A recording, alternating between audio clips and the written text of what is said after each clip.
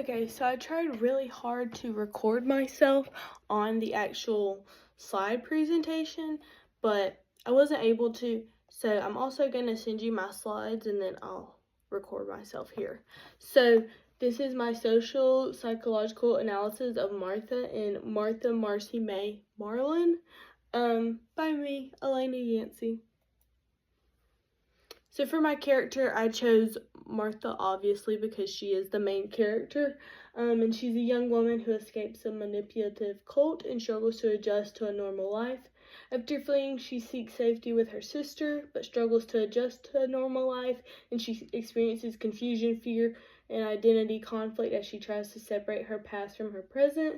Her trauma causes her to misinterpret everyday situations and behave in ways others find strange or alarming. And some of her dilemmas are coping with trauma, identity confusion, and reintegration into society. And then I obviously chose Martha because she's just a very easy character to connect some of these psychology concepts to. For my first concept, I chose cooperation and social exchange. And in the textbook, it said because we interact with and influence each other every day, we have developed the ability to make these interactions proceed efficiently and effectively. We cooperate with other people to gain outcomes that we could not obtain on our own, and we exchange goods, services, and other benefits with other people. These behaviors are essential for survival in any society. And Martha participates in shared chores and communal living, and the group provides structure, security, and identity. She exchanges personal anatomy for acceptance and resources, and the cooperative behavior keeps her tied to the group even when she's feeling uncomfortable. And so you can kind of see that in the movie when she has to perform some acts that she doesn't really want to, as well as some of the other ladies where, she doesn't really enjoy having to see them do that, or kind of making them do that, but she feels as though she needs to and they need to survive and still, live there and get food and everything. For the second concept, I chose social cognition, and in the textbook it says we will see that a good part of our learning and our judgment of other people operates out of our awareness. We are profoundly affected by things that we do not know are influencing us, and in the movie you can see her emotions and judgment are shaped by past cult conditioning outside her awareness. She responds automatically to normal social situations as if they are threats. And the former group rules and expectations continue influencing her behavior, even though she consistently rejects the cult. So, as soon as she gets into her new life with her sister and everything, you can kind of see that she doesn't really know how to react and be in the real world. She doesn't know not to sit on the counter or to wear a bathing suit while she's swimming because she's not used to that. And then the third concept I chose is automatic cognition. In the textbook it says automatic cognition refers to thinking that occurs out of our awareness quickly and without taking much effort. The things that we do most frequently tend to become more automatic each time we do them until they reach a level where they don't really require us to think about them very much. Her habits from the cult environment have become automatic through repetition. She performs behaviors like not knocking, sitting silently, and avoiding eye contact without realizing why. These automatic responses show how deeply past experiences shape current thinking.